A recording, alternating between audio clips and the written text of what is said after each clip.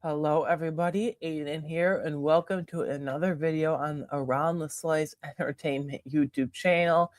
Damn, man, this is so exciting to be here today. I can't believe we have finally arrived at this extremely fun and exciting point in time because I have now seen by far my most anticipated movie of the entire year, hell, of the last 5 years, I'd venture to say, in Spider-Man Brand New Day. Seeing it last night at the time of this recording and publishing at my local AMC here where I reside and live, if you will.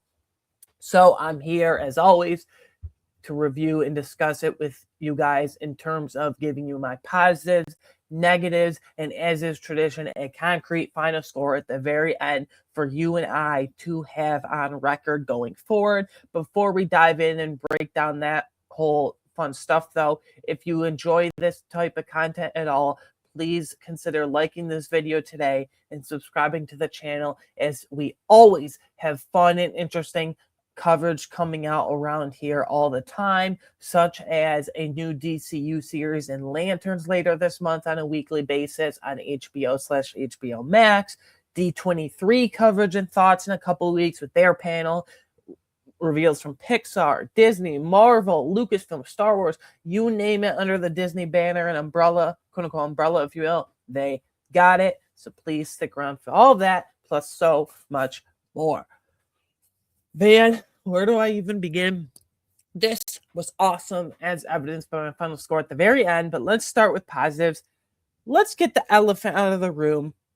We got to talk about it. Elephant out of the room, if you will. The worst kept secret in the entire universe, in the entire world for the last 5 months, pretty much.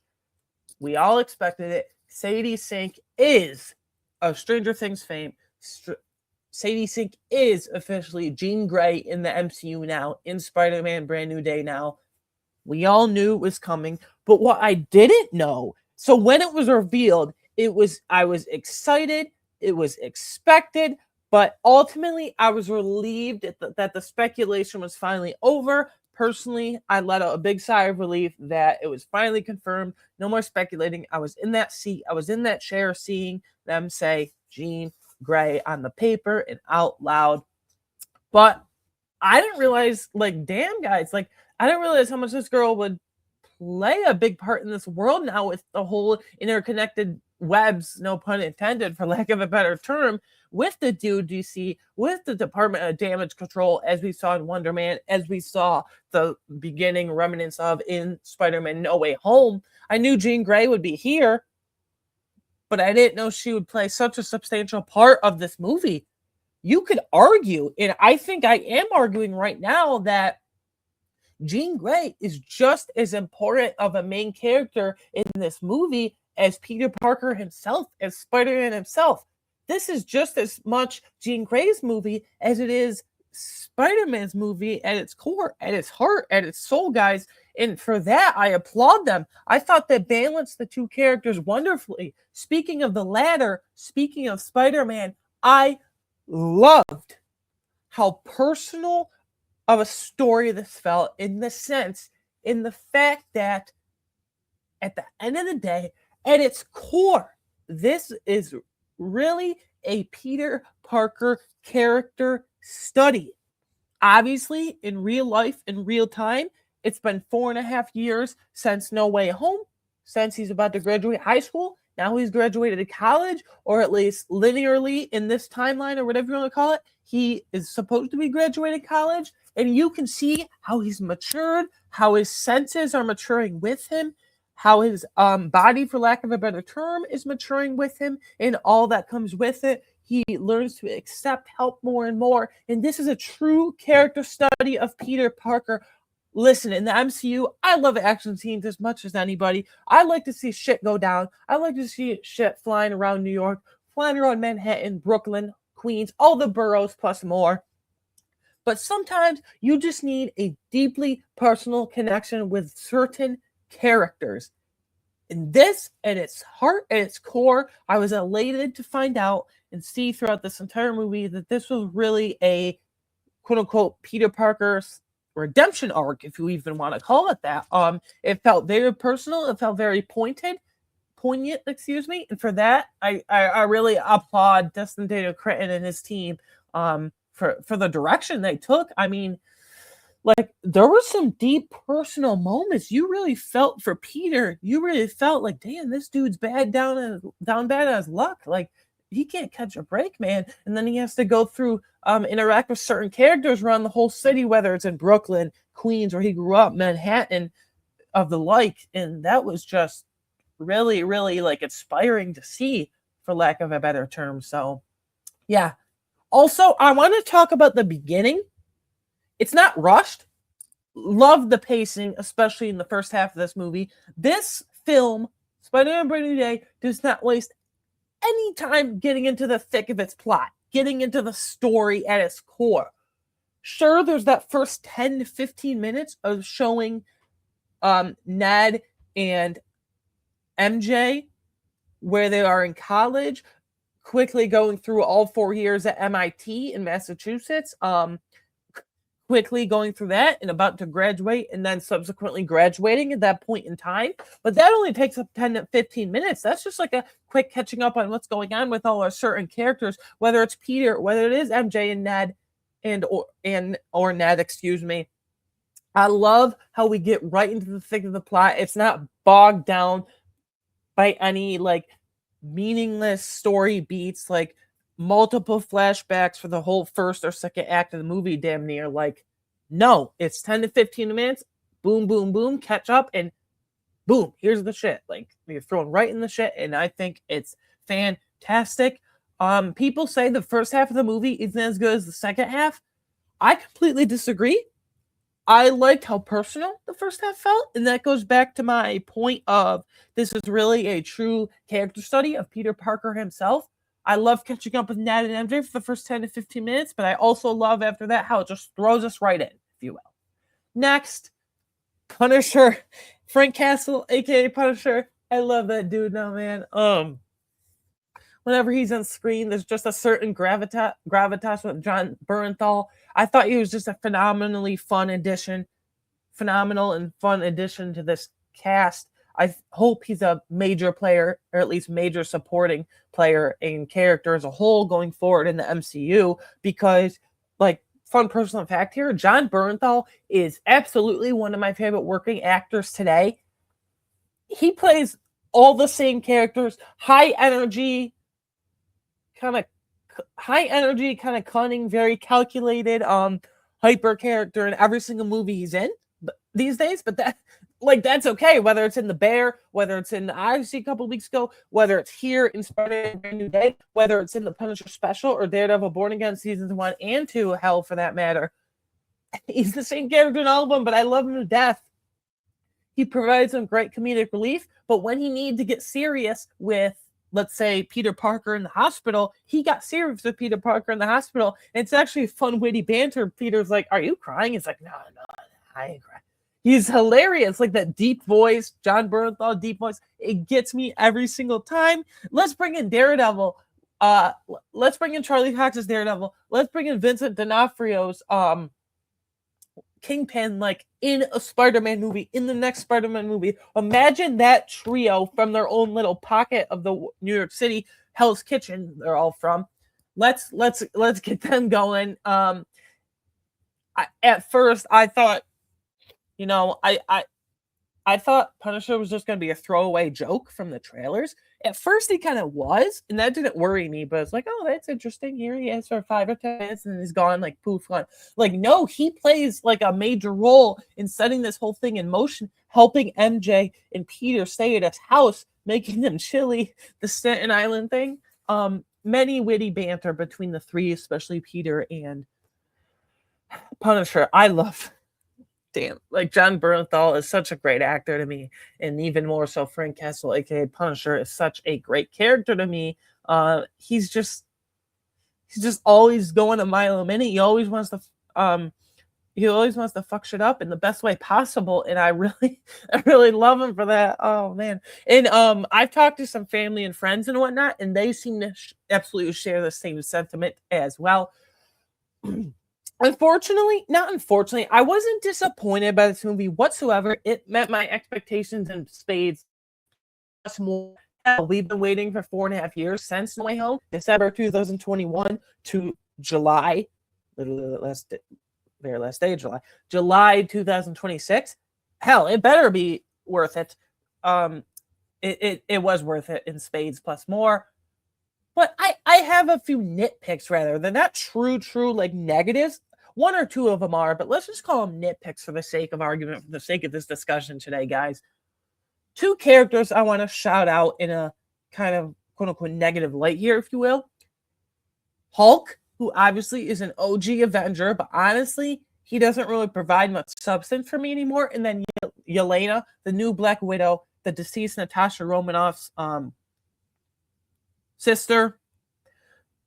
She's arguably, and I'm not being hyperbolic here because a lot of people share that sentiment, whether it's in my own personal life, family and friends, just online companions I've talked to, just anybody really that I've seen swirling around on Twitter and whatnot. They love Yelena as well. Yelena Belova. Yelena is arguably my absolute favorite post-Endgame character that we got in the entire MCU.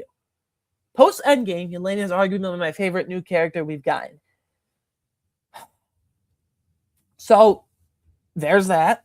But, in my opinion, in this movie, these two characters were wasted. Unfortunately, I personally felt, you can let me know down in the comments below how you felt, how these characters were handled or really not handled it properly in this case. Hulk and Yelena felt meaningless and kind of very dry and one note, if you will, in this movie.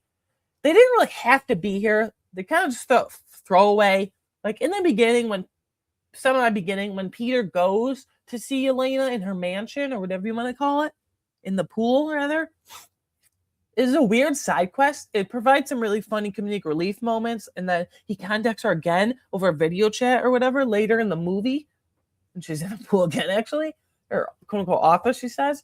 I wasn't really jiving with that. Like, if they're going to be in the movie, make them in the movie. And then Hulk, I don't know. I've kind of moved on from Hulk. Professor Banner, fine, but I don't think they needed to like do the whole fan service thing of him like supersizing himself in the Green Hulk again and like, oh my god, look at me. I'm trying to hold it back, but I can't. Like, I don't know. They were completely one note and throwaway. Like, I felt like if they were going to be there, they should have like been a substantial part. Like the DODC. We haven't seen them much. Like, instead of giving us characters that are already established and didn't need to be in this story whatsoever, again, in my opinion at least, such as Hulk and Yelena, those two respectively, here and there, focus on the DODC, which is led by Bill Metzger, played by, of Severance fame, for all you out there playing Mr. Milchek, Tremel Tillman. Great in that show, great in this show. The very little we got of him, though, this is not a negative. It's just a mixed aspect, if you will. I wanted to see more of him instead of focus on a couple like established throwaway characters, Hulk and Yelena, respectively. And then, I don't know how the correct way to put this. Something felt off in this movie between the pre-established main trio of Ned, Peter, and MJ at hand. There was not much reconciling, and this was a big aspect I was disappointed by. Don't get me wrong. I was absolutely disappointed by it. There was not much reconciling going on between Peter, MJ, and Ned at hand, really. Peter tries, I guess you could say, here and there, but at the end of the day, Peter never really forces isn't the correct word, but he never really tries hard to make them remember. He never really shows them pictures or anything that would jog their memory. Obviously, he's on the rooftop with MJ, but that ended up being Jean Grey getting into MJ's brain and memory, wiping her and all that stuff. Surprisingly enough, the spell was not reversed at all in this little, it's 2.5 hours, in this story here at hand. I thought it would be, and my hope was they would do it properly. I needed more interactions between those two trio. We got little of MJ and even very little of Ned. And not much reconciling going on between Peter, MJ, and Ned specifically, respectively, rather. I wish Peter would have tried harder to make them remember, and he didn't. Now, obviously, with the whole bro handshake, best friends, BFF for life handshake, BFF handshake at the end, with Ned and Peter, it's like, oh, Peter, yeah. But the next movie in like 2.5, 3 years will very likely be them fully reconciling and reuniting quote unquote reuniting, if you will, as a trio. But I wanted to see the beginning stages of that in this movie. And in my opinion, they should have done it in a meaningful way. And like Peter never really tries. So that if there was, like, again, I wasn't disappointed by the movie as a whole, but there was one big aspect, one overall overarching story beat, if you will, that should have been carried over from No Way Home, direct consequences from the end of No Way Home. I felt like it should have been that in terms of them reconciling. But speaking of reconciling, this ties into my next negative. I needed more emotion in Spider-Man Brand New Day. No Way Home was full of emotion for me. That scene, Aunt May basically dying in Peter's arms with that whole battle scene in New York City, Queens rather, dying in Peter's arms and Peter reacting to it, I was holding back tears. And then at the very end, that whole last 10 to 15 minutes from the sequence of MJ telling Peter that she loves him and Peter in turn telling MJ and Ned really too, but mainly MJ that she's going to forget who he is. And then he walks into the shop and, tells him that basically like doesn't remember him at all. Like I lost it. Like I was a wreck. I was an emotional wreck for that entire last 10 to 15 minutes. And sure, there were some emotional scenes here and there in this movie. Like when Jean Grey was getting into Peter's brain towards the end of Aunt May and then Jean's sister. First of all, I don't really know how I feel about them redeeming Jean by the end.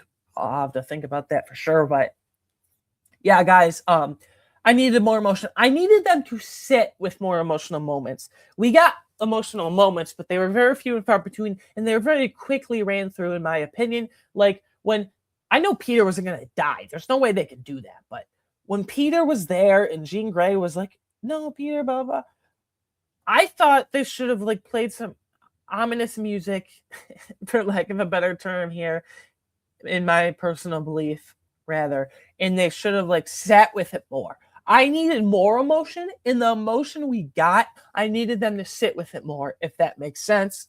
I don't know really where I'm going with that. I just wanted more emotion. Basically, I wanted to feel impact and the heavy weight of it all, just like I did in No Way Home. And unfortunately, I just don't feel like I felt that way at all, really, in this movie.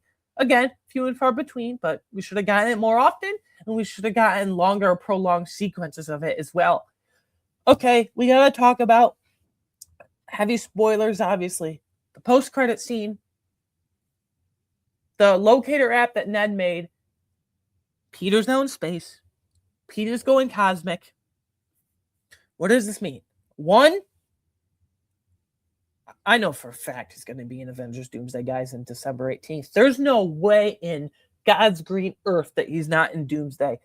Kevin Feige and Marvel and Disney and Marvel Studios at hand are trying to hide it. It's like the Jean Grey thing, even more so. They ain't hiding shit. After this movie, he's in Doomsday. Probably Doomsday and Secret Wars. I was thinking he was going to temporarily join or at least work with the Guardians of the Galaxy, but Gamora's dead, and Star-Lord's on Earth now, and Rocket Raccoon is the leader of the Guardians, if they're even still around, and they're all disbanded basically now. I don't think they're going to get back together, so I'm wondering, why is Peter in space? My opinion, at first I was thinking, oh, he's going to go the Guardians of the Galaxy route, but now I think about it, I was talking to my cousin just this morning. Yeah, they're disbanded. He ain't doing that shit. So now I think it's going to be a major story beat. Maybe he has to go save someone. Maybe he's trying to escape, go to space. It's going to be a major story beat, if you will, in Avengers Doomsday. Again, December 18th, 2026. Can't wait. Rather, but he's going cosmic. He's already cosmic. He's already up there, apparently. I don't want to see Skrulls. God, if I see if the cosmic beings up there are Skrulls, I'm gonna throw up. I hate Skrulls. Really, Secret Invasion is a piece of shit show in the MCU. Delete it from existence. Complete fucking garbage. But anyways, guys, I just hope it's not Skrulls. Like the fake out, the whole like. Just that show really soured my taste on Skrulls. And even way earlier years before that, I wasn't really feeling, canonically in the universe years before that, of course, I wasn't really feeling Skrulls. Anyways, guys, there's my in-depth review and discussion for you all, positives, negatives, and let me give you my final score for Spider-Man Brand New Day, I'm going to give it a 9.25 out of 10. I still internally have to debate if it's better than No Way Home. It's very close. Very, very fucking close. Don't get me wrong. Trust me, it's definitely very fucking close. Come back in a few days for my review, or for my ranking of now the 4, I can't believe it's my 4, now the 4 Tom Holland Spider-Man movies at hand, ranking of worst to best, 4-1, all that fun stuff, plus more. So yeah, final score, Spider-Man Brand New Day, 9.25 out of 10. Let me know down in the comments below, what did you like about Brand New Day? What maybe you didn't like about Brand New Day? If you're feeling up to it, please give me a final score out of 10. I would love to chat and compare down there below. Please follow me on Twitter, personally, at aWeingartner13 for any additional, not only Spider-Man talk, but any additional pop culture and or movie and TV show thoughts, opinions, and discussions over there. Thank you for the support as always. Please go see Spider-Man Brand New Day this weekend. Speaking of that, have a great finish to your weekend and a start to your week. Whenever you're watching this and consuming this by, I will see you on the next one. Goodbye.